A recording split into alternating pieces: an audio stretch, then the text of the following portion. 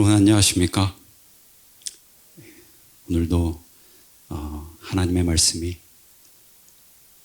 여러분들의 삶에 큰 능력으로 임하시기를 바랍니다. 창세기 11장 1절로 8절의 말씀을 개역 한글 성경 번역으로 읽어드리겠습니다. 창세기 13장 1절로 8절입니다.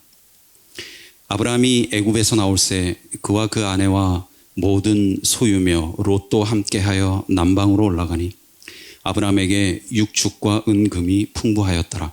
그가 남방에서부터 발행하여 베델에 이르며 베델과 아이 사이 전에 장막 쳤던 곳에 이르니 그가 처음으로 단을 쌓은 곳이라. 그가 거기서 여호와의 이름을 불렀더라. 아브라함의 일행 롯도 양과 소와 장막이 있으므로 그 땅이 그들의 동거함을 용납지 못하였으니 곧 그들의 소유가 많아서 동거할 수 없었음이라.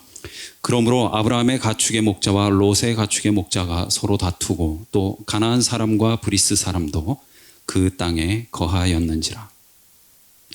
2절과 4절을 읽으면 여기에는 우리가 바라는 신앙인의 이상적인 삶이라고 할 수 있는 상황이 나오죠. 2절에는 가축과 은금이 풍부하였더라. 4절에는 여호와의 이름을 불렀더라. 이렇게 말하고 있습니다. 이렇게 부유함과 신앙이 조화를 이룬 상태를 우리는 굉장히 이상화하죠. 그러나 6절에 보면 성경에는 그들의 소유가 많아서 동거할 수 없었다라는 말이 나오고 아브라함의 목자와 롯의 목자들이 서로 다투는 모습이 나옵니다. 그동안의 삶을 지탱해 준 소유가 이제는 관계를 가로막는 장애물이 된 겁니다. 이렇게 소유는 그 자체로 매우 역설적인 갈등 상황을 내포하고 있습니다. 그래서 가진 게 많은 사람은 바꾸어 말하면 많은 것을 점유하고 있는 사람은 또 바꾸어 말하면 잃을 게 많은 사람은 갈등의 가능성도 그만큼 클 수밖에 없는 것이죠. 신영복 선생님은 법정 스님의 무소유가 거대한 소유 구조에 기반하고 있는 것이라며 비판한 적이 있습니다. 물론 저도 평생 무욕의 삶을 사셨던 법정 스님을 존경하고 있습니다만 그런 무소유의 삶을 일반인이 따라했다면 어떻게 됐을까요? 아마도 스님이 평생 추구했던 아름다운 마무리는 고사하고 쓸쓸한 고독사의 사례로 뉴스에 났을 겁니다. 이상과 현실이 일치하기란 언제나 쉽지는 않은 일인 것 같습니다. 하지만 오늘 성경의 본문은 우리에게 무엇을 소유할 것인가 보다는 어떻게 존재할 것인가를 먼저 묻고 있습니다. 여러분들이 오래전에 겪었었던 고부 갈등의 핵심은 무엇이었습니까? 시어머니는 너의 남편이기 이전에 내 아들이라 생각했고 며느리는 어머니의 아들이기 전에 내 남편이라고 먼저 생각한 겁니다. 소유의 문제였던 것이죠. 그래서 어느 사회나 갈등의 근본 원리는 비슷하다고 할 수도 있을 겁니다. 교회에서 목사와 장로가 갈등하는 이유, 조직에서 동료나 상하급자와의 갈등, 그리고 내 이웃과의 갈등 같은 것들이 따지고 보면 그것을 누가 먼저 소유할 것인가 하는 헤게모니 다툼인 것이죠.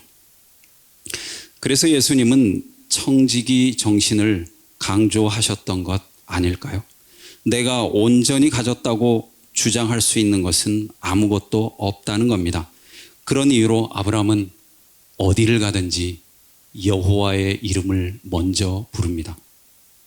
왜냐하면 모든 것은 창조주 하나님께서 빌려주신 것이고 모든 것은 또한 하나님의 은혜이기 때문에 그렇습니다. 우리가 기억해야 할 것이 하나 있죠. 모든 부자들이 윤리를 기반으로 부를 축적한 것은 아닙니다. 마찬가지로 아브라함의 부유함도 그의 신실함의 결과만은 아니었습니다. 애굽에서 그는 생존을 위해 아주 비겁한 거짓말을 하죠. 그럼에도 불구하고 하나님은 그를 버리지 않습니다. 오히려 이전보다 더욱 부유해집니다. 그러므로 아브라함이 가진 모든 소유는 또한 하나님의 은혜에서 비롯된 것입니다. 나중에 손님을 극진하게 대접한 아브라함의 환대도 실은 하나님의 은혜에 대한 깊은 자각에서 나온 것일 겁니다. 심지어 욥은 모든 것을 잃어버린 재난 상황 속에서도 이렇게 고백합니다. 주신 자도 여호와시요 취하신 자도 여호와시라고 말입니다. 그래서 아브라함은 애굽을 나오면서 아주 부유한 상황이 되었음에도 불구하고 하나님의 이름을 먼저 부릅니다. 우리가 보통 어려울 때는 기도 열심히 해도 뭐 좀 먹고 살만 하면은 기도하는 걸 자주 잊어버리게 되잖아요. 근데 아브라함은 그렇게 하질 않습니다. 이게 이 사람의 대단한 점이죠. 철저하게 하나님의 은혜를 구하는 삶이었던 겁니다. 하지만 우리가 잊지 말아야 할 사실은 이렇게 하나님의 은혜를 감사하며 살아가는 사람에게도 갈등을 피할 수는 없었다라는 겁니다. 피할 수 없다면 해결 방법도 전혀 없었던 걸까요? 8절을 읽어드립니다. 아브라함이 롯에게 이르되 우리는 한 골육이라 나나 너나 내 목자나 내 목자나 서로 다투게 말자. 우리는 한 고륙이라는 겁니다. 우리는 같은 인류일 뿐만 아니라 한 조상을 가진 사람들이고 한 아버지를 가진 사람들이죠. 우리가 다투지 말아야 할 이유가 여기에 있는 겁니다. 그러므로 아브라함에게 소유란 그러한 형제애를 나누는 수단이었지 자신의 삶에서 소유 그 자체가 유일한 목적이 된 적이 한 번도 없습니다. 오늘 여러분들께 성미정 시인의 시 그놈의 커다란 가방 때문에 라고 하는 시를 한번 읽어드리려고 합니다. 남편은 내가 끌고 다니는 커다란 가방 안에 무엇이 들어있나 궁금해서 결혼했고 나는 남편이 내가 지고 다니는 커다란 가방을 받아주는구나 착각해서 결혼했고 결혼하고 나서도 나는 여전히 좀 더 커다란 가방만을 원했고 남편은 내가 온갖 잡동사니 쑤셔놓고 다닐까 더 커다란 가방을 못 사게 하고 툭하면 좀 더 커다란 가방 때문에 다투면서도 나는 남편에게 더 커다란 가방이 왜 필요한지 이해시키지 못했다는 알량한 자존심 때문에 헤어지지 못하고 남편은 내가 자기랑 헤어지고 더 커다란 가방을 끌고 다닐 꼴을 못 봐서 헤어지지 못하고 오나가나 그놈의 커다란 가방 때문에 만난 우리는 그놈의 커다란 가방 때문에 헤어지지도 못하고 그런데 이 시를 읽고 계시는 극소수의 독자 여러분 크지 않은 가방에도 충분히 들어갈 수 있는 우리 부부가 헤어지지 못하는 이유가 정말 커다란 가방 때문일까요? 시인의 질문처럼 사람들은 모든 갈등의 원인이 가방과 같은 어떤 소유물에만 있을 거라고 넘겨짚기 쉽습니다. 그런 점에서 소유의 문제만을 해결하려 한 공산주의는 반드시 실패할 수밖에 없었던 것이죠. 그러므로 우리가 관심 있게 봐야 할 건 아브라함의 발언입니다. 한 고륙이라고 하는 말이죠. 인류의 결핍과 내가 가진 모든 것은 하나님의 은혜의 산물이라는 이 청지기 정신의 결여가 오늘날 대부분의 갈등과 다툼의 핵심은 아니었을까 하는 질문입니다. 이렇게 이 정신이 참 중요한데요. 우르를 떠난 과정은 같았습니다. 사실 아브라함과 롯이. 그리고 어느 순간까지도 그 둘은 동행을 했습니다. 그런데 이런 갈등이 일어나고 보니까 둘의 지향점이 상당히 달랐다라고 하는 것이 드러나게 되는 것이죠. 어느 순간 소유를 추구하는 것이 삶의 가장 중요한 목적이 되어버린 사람, 그리고 소유를 그저 하나님의 은혜를 나누는 수단으로 취급하는 사람, 이렇게 갈려버린 겁니다. 그리고 이 사람들의 선택은 굉장히 큰 운명에 맞닥뜨리게 하는 겁니다. 아브라함은 조카 롯에게 이렇게 말합니다. 창세기 19장 9절로 13절입니다. 내 앞에 온 땅이 있지 아니하냐. 나를 떠나라. 네가 좌하면 나는 우하고 네가 우하면 나는 좌하리라. 이에 롯이 눈을 들어 요단들을 바라본즉 소알까지 온 땅에 물이 넉넉하니 여호와께서 소돔과 고모라를 멸하시기 전이었는 고로 여호와의 동산 같고 애굽 땅과 같았더라. 그러므로 롯이 요단 온들을 택하고 동으로 옮기니 그들이 서로 떠난지라. 아브라함은 가나안 땅에 거하였고 롯은 평지 성읍들에 머무르며 그 장막을 옮겨 소돔까지 이르렀더라. 소돔 사람은 악하여 여호와 앞에 큰 죄인이었더라. 읽어드린 본문에서 두 사람의 삶의 가치관의 차이가 매우 다르다라고 하는 것이 느껴지지 않습니까? 제가 2013년도에 본 어느 뉴스에서 영국에서 활동하는 바이올리니스트 김민진 씨의 이야기를 본 적이 있습니다. 이 사람이 런던에서 남자친구하고 샌드위치 사 먹다가 자기의 그 스트라디바리우스 바이올린을 도난을 당했다 그래요. 영국의 어떤 음악의 호가가 이제 아주 아끼던 악기인데 이 사람한테 영구 임대를 해줬대요. 바이올린 가격이 21억 원이었다고 합니다. 그래서 이 절도범을 찾으려고 보험회사가 현상금을 걸었는데 현상금만 1억이 넘게 걸렸대요. 근데 이 바이올린을 훔쳐갖고 간 이 절도범이 가장 먼저 이제 누군가에게 그 바이올린을 팔려고 했는데 얼마에 팔려고 했는지 여러분 맞춰보시겠어요? 얼마에 팔려고 했을까요? 얼마 받으려고 했을까요? 네? 10만 원입니다. 팔았을까요? 여러분 같으면 어떻게 하시겠어요? 21억짜리 10만 원에 내놨어요. 안 살 분 없으실 겁니다. 근데 이 사람이 대차게 거절해요. 거절한 이유가 뭔지 아십니까? 야, 우리 집에 리코더가 좋은 게 있는데 내가 이거 바이올린 10만 원이나 들여서 뭐하러 사냐 이렇게 하면서 거절을 했다는 거예요. 바보들의 대화죠. 우리가 살아가면서 가치를 몰라보는 때가 참 많습니다. 지나고 나면 누구나 현자가 되지만 당시를 돌이켜보면 우리가 바보였던 적이 얼마나 많았습니까? 그때는 진정한 가치를 알아보는 눈이 우리에게 없었던 겁니다. 왜 그럴까요? 사람을 그렇게 좋아하는 강아지도 자기 밥그릇 뺏기면 주인도 문다 그래요. 왜 그럴까요? 사람 그렇게 좋아하는 강아지가 자기 밥그릇 차버리면 주인도 물어요. 왜 그렇게 하겠습니까? 그거는 그 강아지가 이 밥그릇이 자기의 유일한 밥그릇이라고 생각하기 때문에 자기 주인이 이 밥그릇 없어져도 30개의 밥그릇, 60개의 밥그릇, 100개의 밥그릇을 줄 수 있는 사람이라는 생각을 못하는 겁니다. 믿음이 없는 거죠.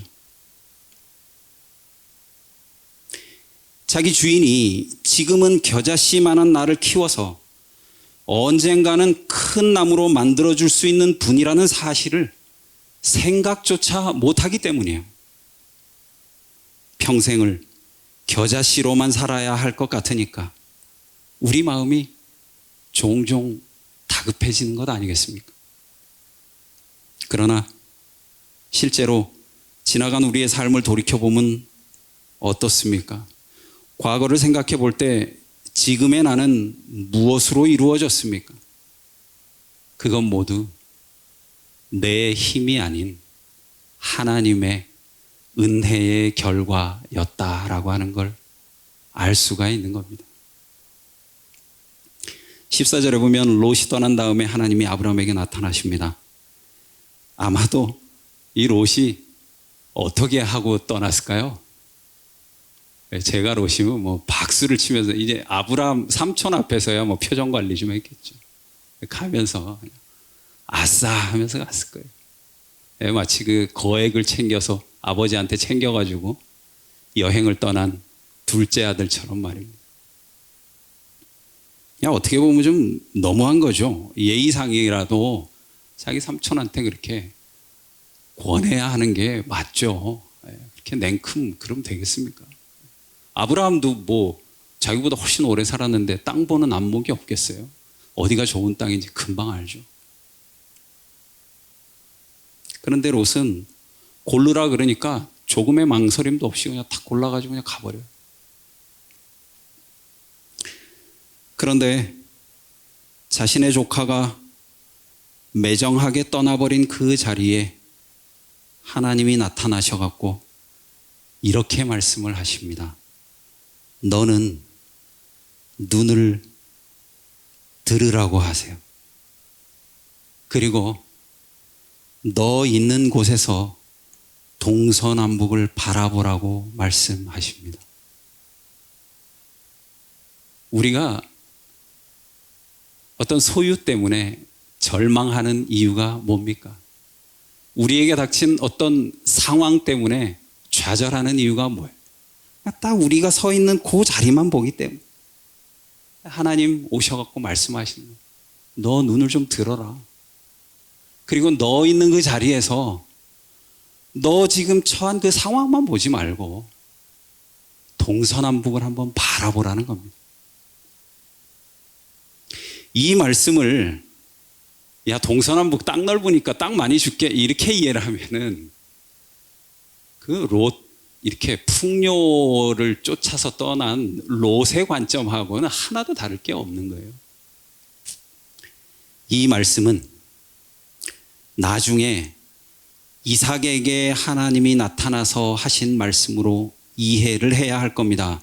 창세기 26장 24절입니다. 나는 너의 아버지 아브라함을 보살펴준 하나님이다. 내가 너와 함께 있으니 두려워하지 말아라. 그러므로 여러분, 현실이 암담해 보일 때 내가 서 있는 그 자리만 보지 마시고 눈을 들어 동서남북을 바라보시기 바랍니다. 만일 내게 하나님이 곁에 계신다는 이런 믿음이 있다면 지금 우리가 보고 있는 것들이 아니면 지금 우리가 맞닥뜨린 어떤 절망스러운 현실이 전혀 다르게 보일 겁니다.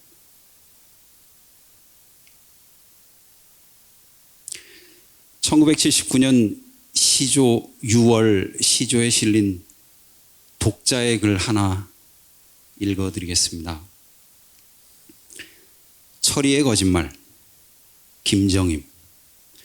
철이 엄마, 옆집 종인이 엄마의 부르는 소리와 함께 그녀는 벌써 내 앞에 서 있었다. 글쎄 내 말 좀 들어봐요.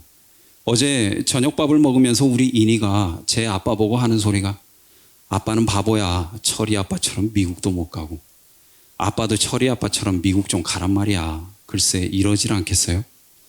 이 말을 서두로 인이 엄마는 그간 애들 사이에 일어났던 얘기를 재미있다는 듯 들려준다.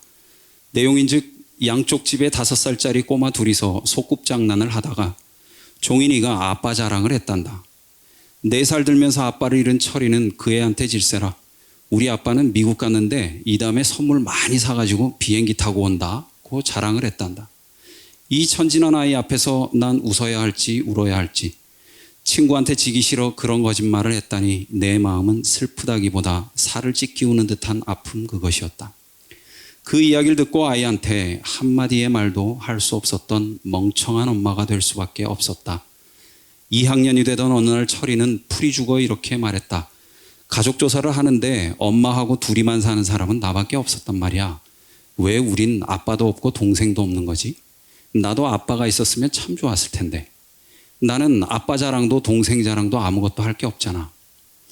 난 어린 것에 이 말을 들었을 땐 쥐구멍을 찾고 싶은 심정이었다. 이 구겨진 동심을 어떻게 펴줄까? 지금 병원에 가서 동생이라도 낳아줘 하고 졸랐을 땐 나는 무엇라고 설명할 수도 없고 정말 울 수밖에 없었다. 이 아이의 공허를, 상한 마음을 무엇으로 채워줄 것인가?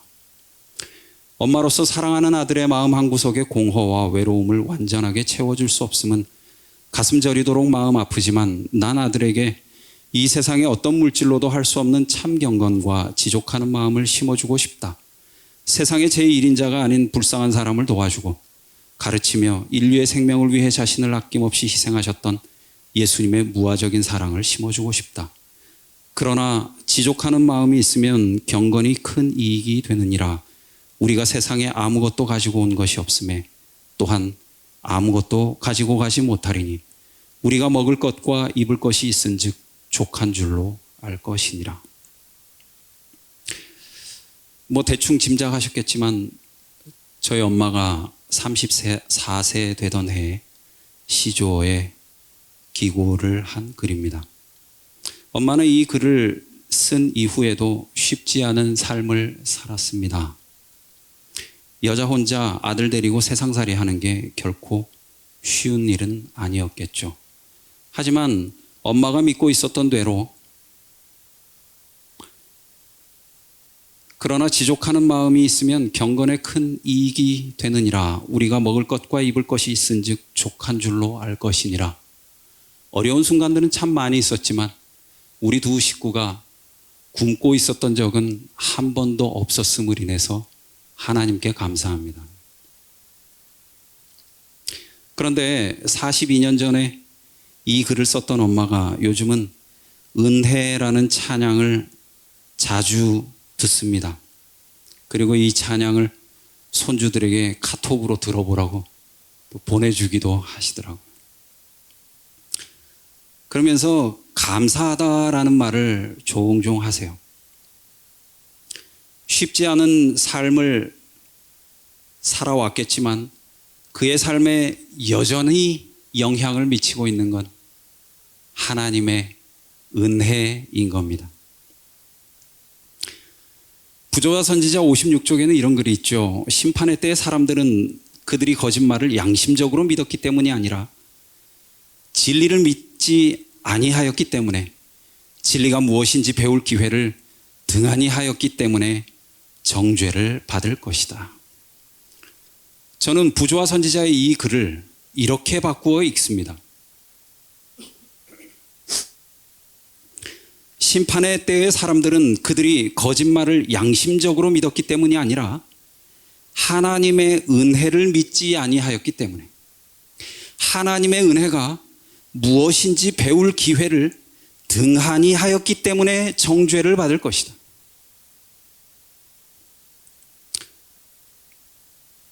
여러분, 우리 진리교회입니다.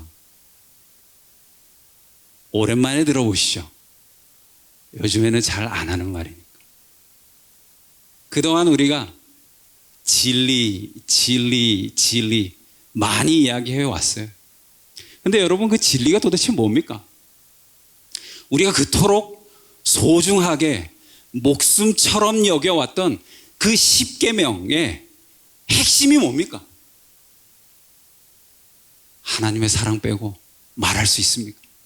거기에 하나님의 은혜를 빼고 다르게 설명할 수 있는 것, 아니면 다르게 해석할 수 있는 어떤 길이 있습니까? 전 그거 잘 모릅니다.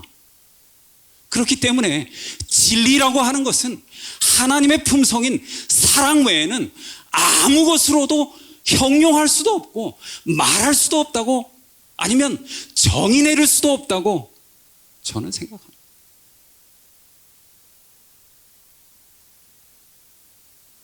그러면 여러분, 왜 우리는 하나님이 주신 그 사랑의 10계명 하면 숨이 먼저 막힐까요?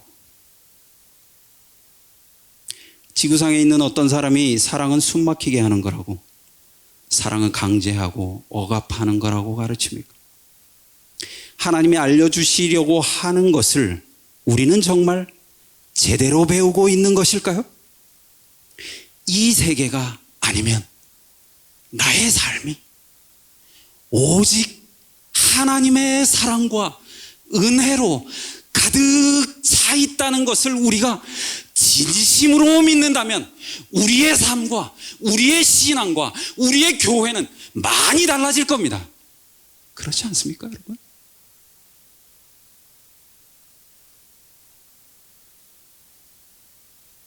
그러므로 여러분, 진심으로 하나님을 믿으시기 바랍니다. 불안해하지 마시고요. 우리가 믿는 하나님이 진정 창조주임을 믿는다면 내가 이룩한 작은 세계가, 내가 쟁취한 어떤 것이, 내가 가진 소유물이 전부 하나님의 은혜로부터 비롯된 것임을 굳게 믿고 있다면 나의 경쟁자, 좌를 먼저 선택하든지 우를 먼저 선택하든지 별 의미 없는 선택입니다. 그렇지 않습니까? 심지어 누가 나의 모든 것을 빼앗아가고 그리고 내가 소중하게 여기는 생존의 필수적이라고 믿어왔던 내 밥그릇마저 차버릴지라도 그건 문제가 되지 않을 겁니다. 왜냐하면 하나님의 은혜가 나와 함께 하시기 때문에. 아브라함은 그런 믿음으로 믿음의 조상이 된 겁니다. 다르게 된 거 아니에요. 그 믿음이 있었던 겁니다. 그는 이전에 풍요의 도시 우르를 과감하게 떠나온 경험이 있었습니다. 그리고 그건 어떻게 보면 조금 부끄럽게 애굽을 떠나오는 그 순간에도 그가 경험한 하나님의 모습이었을 거예요. 이번에도 그에게 믿음이란 바라는 것들의 실상이었고 보지 못하는 것들의 증거였을 뿐만 아니라 모든 세계가 하나님의 말씀으로 지어진 것을 온몸으로 경험하는 것이 그에겐 믿음이라는 단어였습니다. 그래서 그는 어딜 가나 제단을 쌓고 하나님을 먼저 불렀습니다. 그리고 어디에 있든지 하나님의 은혜를 먼저 구하고 오직 하나님의 은혜를 굳게 붙드는 그 믿음으로 믿음의 조상 아브라함이 되었습니다. 내가 누려왔던 모든 것들이, 내가 지나왔던 모든 시간이, 내가 걸어왔던 모든 순간이 당연한 것 아니라 은혜였소. 아침 해가 뜨고 저녁에 노을, 봄의 꽃향기와 가을의 열매, 변하는 계절의 모든 순간이 당연한 것 아니라 은혜였소. 모든 것이 은혜,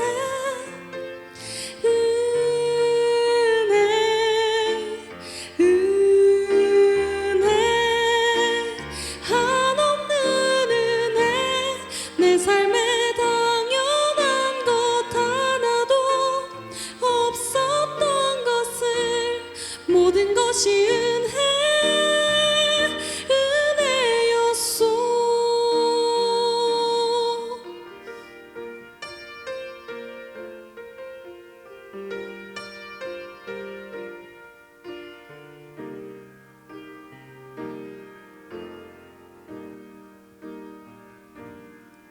내가 이 땅에 태어나 사는 것, 어린 나이 시절과 지금까지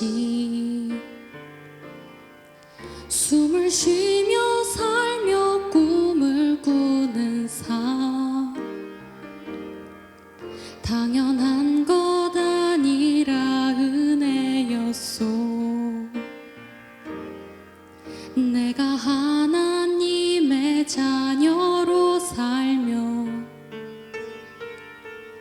오늘 찬양하고 예배하는 삶,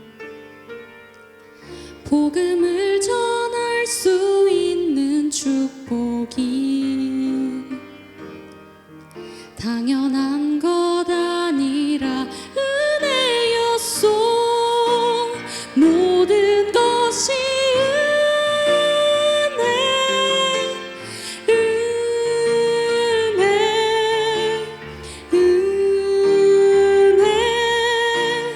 한없는 은혜, 내 삶에 당연한 것 하나도 없었던 것을, 모든 것이 은혜였소.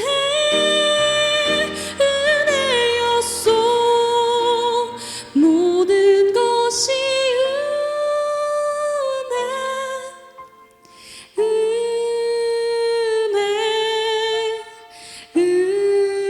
은혜. 한없는 은혜, 내 삶에 당연한 것 하나도 없었던 것을, 모든 것이 은혜였소.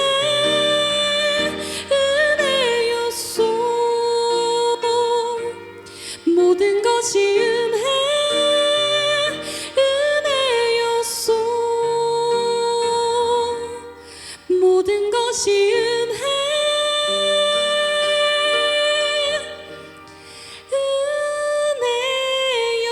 은혜였소.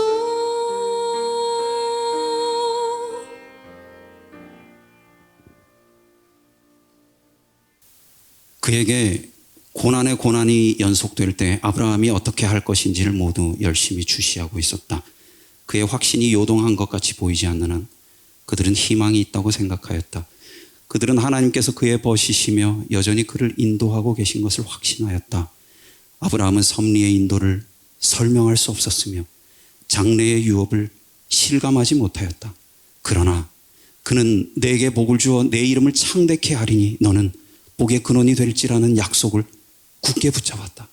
그는 열심히 기도하며 어떻게 그의 백성과 양떼의 생명을 보존할지를 생각하였으나 환경이 하나님의 말씀에 대한 그의 믿음을 뒤흔들도록 허용하지 않았다.